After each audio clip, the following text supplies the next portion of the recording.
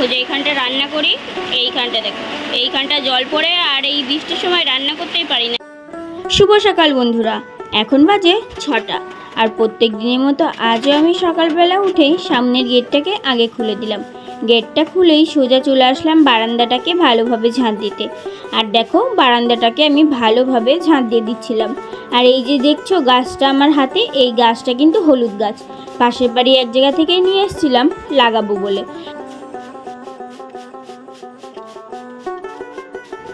বারান্দার এ মাথা থেকে ও মাথা পর্যন্ত ভালোভাবে কিন্তু আমি ঝাঁট দিয়ে দিচ্ছিলাম। আর দেখো ব্যাগে কিন্তু বোতল ছিল, একটা বোতলও ভরা ছিল না, সব বোতল খালি হয়ে গেছিল। আর ভালো করে ঝাঁট দিয়ে সব নোংরাগুলো আমি রাস্তায় ফেলে দিচ্ছি। যত সব বারান্দার নোংরাগুলো বাইরে ফেলে আমি হাতে করে কুড়িয়ে ওই বাইরেটাই ফেলে দিয়ে আসছি। আর কাদা হয়েছিল কদিন, আর এইখানটা তো যেতে যেতে শুকিয়ে গেছিলো, সমান হয়ে গেছে, পায়ে লাগে না। আর সামনেটা না হাঁটলে পায়ে লাগে। আমার দেখো বাইরেটাও কিন্তু ঝাঁট দেওয়া হয়ে গেল। Welcome back to my channel Priyanka simple হাউসে। তোমরা সবাই কেমন আছো? আশা করছি খুব ভালো আছো। তোমাদের ভালোবাসায় আমিও খুব ভালো আছি। সকালবেলা ঘুম থেকে উঠে এই বারান্দাটা ঝাঁট দিয়েই চলে এসেছি রাস্তায় একটু হাঁটতে। আর দেখছো এখানে কত পাটকাঠি গাদা দিয়ে আছে। এগুলো যে পাট ধোয়া হচ্ছে এখন যেহেতু পাট কাটা হয়ে গেছে, সবার এখন পাট ধোয়ার টাইম। সেই পাটগুলোকে ধুয়ে ধুয়ে এখানে ওরা জড়ো করে রাখছে, শুকিয়ে গেলে পরে আবার নিয়ে যাবে। ওই দেখো একটা দাদুও কিন্তু ওখানে ওই পাটগুলো জড়ো করছে। চলো বেশি বক বক না করে বাড়িতে যেয়ে বাসি কাজগুলো আগে সেরে নিই। রাস্তা থেকে হেঁটেই সোজা বাড়ি এসে কলপারে যত সব বাসনগুলো ছিল সব বাসনগুলো আমি ভালো করে মেজে নিচ্ছিলাম। আর দেখো আজকেও কিন্তু বেশি থালা বাসন ছিল না, সেই কারণে বাসনগুলো আমার তাড়াতাড়ি মাজা হয়ে যাচ্ছিল। আর আজকে কিন্তু রুটি করা চাটুর সাথে রুটি করা বেলনিটাকেও আমি ভালো করে মেজে নেব। আর দেখো থালা বাসনগুলো কিন্তু আমার ভালো করে মাজা হয়ে যাচ্ছে। আমি ততক্ষণ থালা বাসনগুলো মাজতে লাগি, তোমরা ততক্ষণ আমার ভিডিওটা দেখতে থাকো। আর দেখো রুটি বেলনিটাকেও ভালোভাবে মেজে নিচ্ছি। অনেক দিনই রুটি বেলনিটাকে মাজা হয়নি, সেই কারণে আজকে ভাবলাম একটু মেজে নিই। আর দেখো বাসনগুলোও কিন্তু আমার ভালোভাবে মাজা হয়ে গেছে। সব বাসনগুলোকে আমি ভালোভাবে ধুয়ে নিচ্ছিলাম।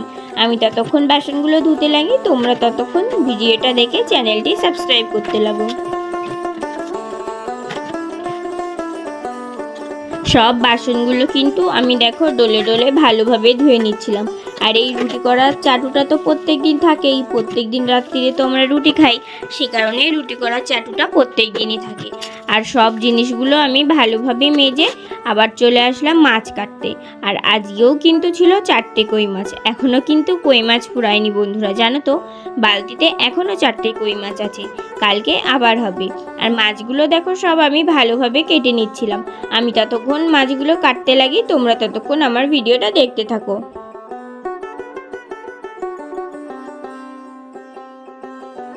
মাছগুলো আমার সব ভালো করে কাটা হয়ে গেছে, মাছগুলো এবার আমি ধুয়ে নিচ্ছিলাম। আর অনেকের কিন্তু মাছ কাটতে বেশি সময় লাগে না, তাও কিন্তু আমার মাছ কাটতে অনেক সময় লাগে জানো তো।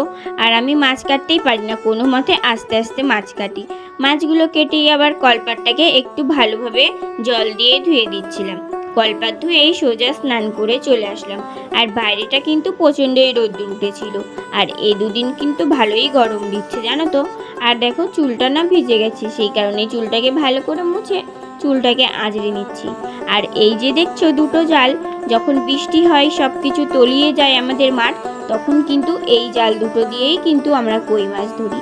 ওই যেসব কই মাছগুলো দেখছো তোমরা, সেই সব কই মাছগুলো এই জাল থেকেই কিন্তু ধরা। আমি ততক্ষণ সিঁদুরটা পরে নিই, ততক্ষণ তোমরা আমার ভিডিওটা দেখতে থাকো। সিঁদুর পরেই চলে আসলাম চাল বের করতে, রান্না করব সে কারণেই চাল নিতে আসলাম। আর দেখছো এই চালগুলো কালকে নিয়ে এসেছিল, আর বালতিতে কিন্তু কোনোই চাল নেই। আর অন্য দিন তো স্নান করে এসেই আগে পুজোটা দিই, আজকে আর তোমাদের সাথে সকালের পুজোটা শেয়ার করলাম না, আজকে তোমাদের সাথে দুপুরের পুজোটা শেয়ার করব। চাল নিয়েই সোজা চলে আসলাম রান্নাঘরে রান্না করতে। আর দেখো কড়াইতে কিন্তু আমি তেল দিয়ে দিয়েছি গরম হওয়ার জন্য। আর ওই 4টে কই মাছ কুটেছিলাম, সেই মাছগুলোকেই লবণ আর হলুদ ভালো করে মাখিয়ে নিচ্ছিলাম। কই মাছগুলো ভালো করে লবণ হলুদ মাখিয়ে দেখো কই মাছগুলো আমি কড়াইতে দিয়ে দিচ্ছিলাম। আর তেলটাও না ভালো করেই গরম হয়ে গেছিলো। আর কই মাছ যখনই কিন্তু কড়াইতে দিই তখনই দেওয়ার সাথে সাথেই কিন্তু কই মাছ বেঁকে যায়। আর দেওয়ার সাথে সাথেই যদি উল্টে দেওয়া হয় তাহলে আর কই মাছগুলো বেঁকে না। তোমরা যদি এমন করে কই মাছ ভাজো তাহলে দেখবে দেওয়ার সাথে সাথেই উল্টে দেবে, তাহলে কই মাছগুলো দেখবে আর বেঁকে যাবে না। আর আমি কই মাছগুলোকে দেখো ভালো করে ভেজে নিয়েছি। কই মাছগুলোকে এবার আমি তুলে নিচ্ছি। আর আজকে রান্না করব ডাল আর কই মাছ ভাজা, আর কিছুই না। আর দেখো লঙ্কাগুলো সব আমার প্যাকেটে ছিল, সেই জন্য আমি নিচে ঢেলে নিয়েছিলাম বোটা বাজবো বলে। আর কড়াইয়েও কিন্তু ডাল দিয়ে দিয়েছি। ডালটা একটু ভালো করে ভেজেই আমি কড়াইতে দিয়ে দিলাম হচ্ছে জল। লঙ্কাগুলোও ভালো করে আমি জলে ধুয়ে কড়াইয়ের ভেতর দিয়ে দিলাম। ডাল আর লঙ্কাটা একসাথেই সেদ্ধ হয়ে যাবে। আবার ডালটা দেখো সেদ্ধ হওয়ার জন্য আমি ওই থালা দিয়ে ভালোভাবে কিন্তু ঢেকে দিয়েছি। আর ডালটা এদিকে কিন্তু আমার সেদ্ধ হচ্ছে, আর এদিকে বসানো ছিল ভাত। ভাতটাও কিন্তু আমার হয়ে গেছে, সেই কারণে ভাতটাকেও দেখো আমি ফ্যানটা ঝরিয়ে নিচ্ছিলাম।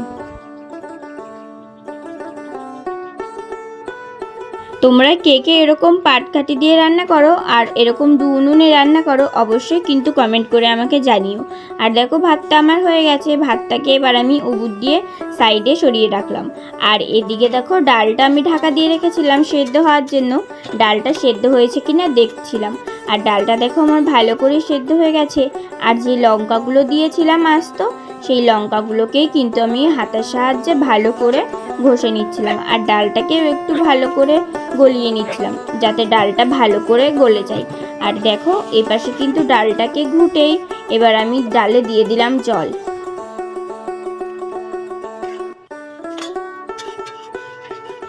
ডালে জল দিয়ে খুন্তি দিয়ে ভালো করে একটু নাড়াচাড়া করেই দিয়ে দিচ্ছিলাম লবণ, আর দেবো হচ্ছে হলুদ। এখন না কি বলতো, ওই ডাল সেদ্ধ করার পরে জল দিয়ে আমি লবণ আর হলুদ দিয়ে ভালো করে আগে ডালটাকে ফুটিয়ে নিই। তারপরে ডালটা 4-5 মিনিট ফুটিয়ে নামিয়ে নিয়ে তারপরে তেলে ফোড়ন দিয়ে তারপরেই ডালটাকে কিন্তু আমি বানাই। এইভাবে করলে কি হয় বলো তো, আমার সুবিধা হয়। না হলে পরে যখন হলুদ দিতে যাই তখন হচ্ছে হলুদগুলো আমার আস্তে আস্তে থাকে। সেই কারণেই কিন্তু আমি এইভাবেই রান্না করি। আর দেখো ডালটা ভালো করে আমি ওই যে বললাম ফুটিয়ে ডালটাকে নামিয়ে রেখেছি।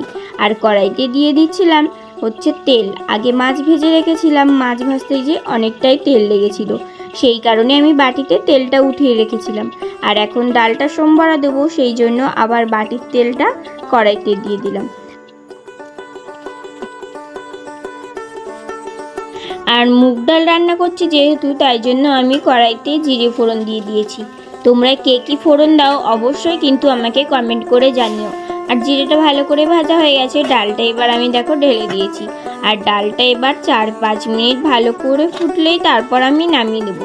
ততক্ষণ আমি ডালটা রান্না করতে লাগি, তোমরা ততক্ষণ আমার ভিডিওটা দেখতে থাকো। ডালটা ভালোভাবে আমার রান্না করা হয়ে গেছে। ডালটাকে এবার দেখো আমি নামিয়ে নিচ্ছিলাম। আর আজকে আর কিছুই রান্না করব না, শুধু ওই যে বললাম ডাল আর হচ্ছে কই মাছ ভাজা। আর দেখো কড়াইতে আগুন ছিল বলে কড়াইটাতে আমি কিন্তু জল দিয়ে দিয়েছি।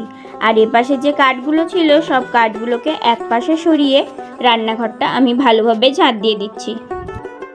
রান্না করে এসেই স্নান করে যে জামা কাপড়গুলো ছিল সেই জামা কাপড়গুলোকেই মেলতে চলে এসেছিলাম।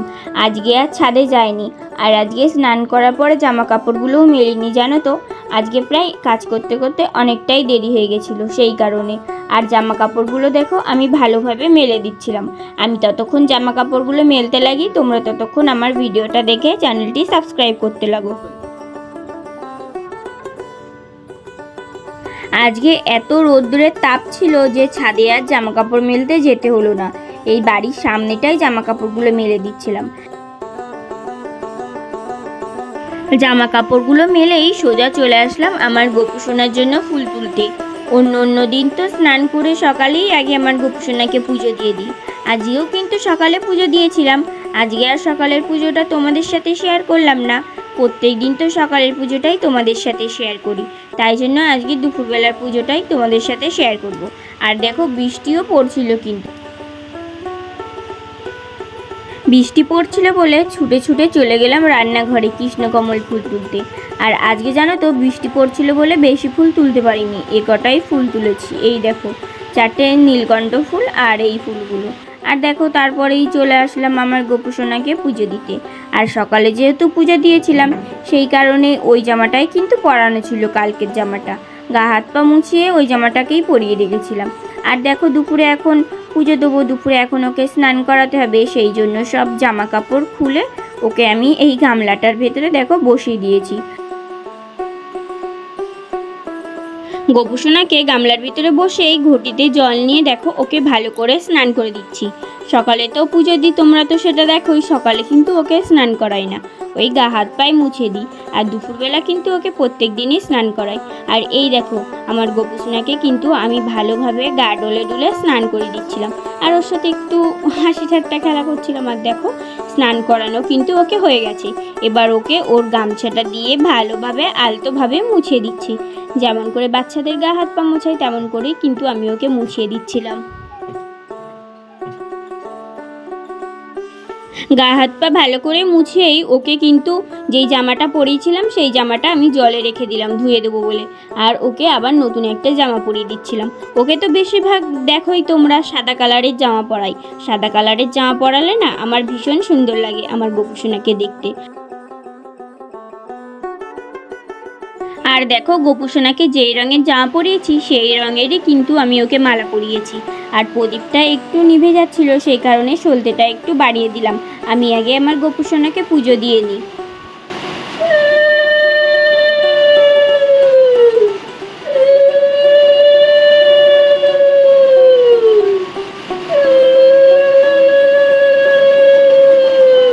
আমার গোপুসোনাকে কিন্তু যখন শীত পড়ে তখন কিন্তু শীতের জামা পরাই, আর যখন গরম পড়ে তখন কিন্তু গরমেরই জামা পরাই।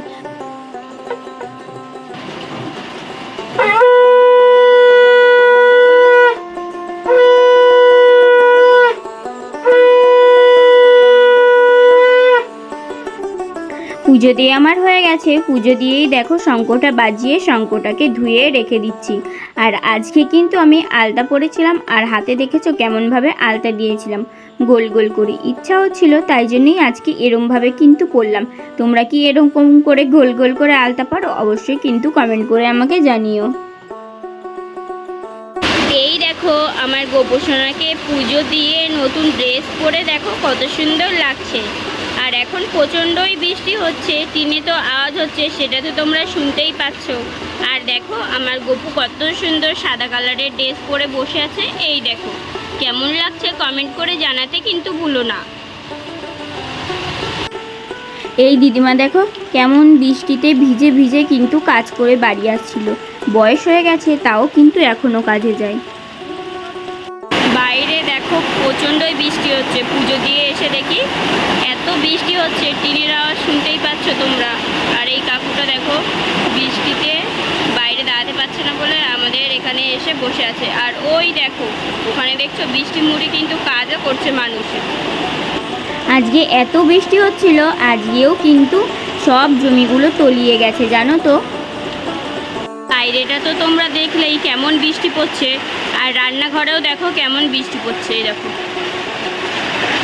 দেখছো টিন বেয়ে বেয়ে দেয়ালের গা বেয়ে বেয়ে এই দেখো কোথায় এসে দেখো জলগুলো জমা হচ্ছে, কি অবস্থা দেখেছো।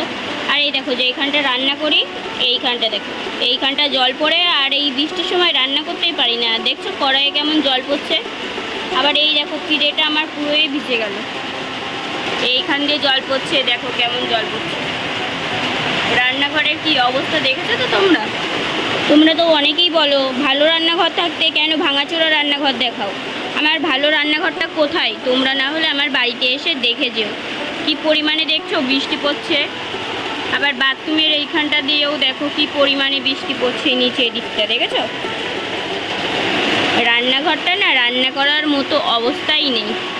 তোমরা যদি প্লিজ আমাকে একটু সাপোর্ট করো তাহলে তোমাদের ভালোবাসায় আমি আস্তে আস্তে ঠিক আমার এইসব জিনিসগুলো কিন্তু ঠিক করে নিতে পারবো। নাহলে এই অবস্থার মধ্যে কি তোমরা এই রান্না করতে পারবে সেটাই আমাকে বলো।